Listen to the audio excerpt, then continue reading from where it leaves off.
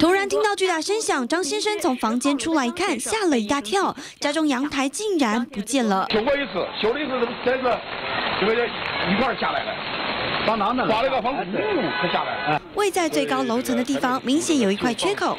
当时的大风把整块阳台直接吹落到1楼。没人要人不是真的不完了，那不把人给炸死了都。而且几楼了？6楼。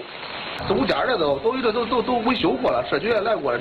附近居民表示，这是30多年的老房子，经过多次修补，但阳台被吹落还是头一次。屋主庆幸当时没人在1楼，否则恐怕会造成严重伤害。而在福建也发生同样的意外，但他们可就没那么幸运。然后就突然那个掉下来了，砰的一声。5层楼高的住宅下方全是碎落的砖块，还有框架人悬在半空中。事故发生时，李先生和他12岁的女儿跟着阳台从2楼掉下。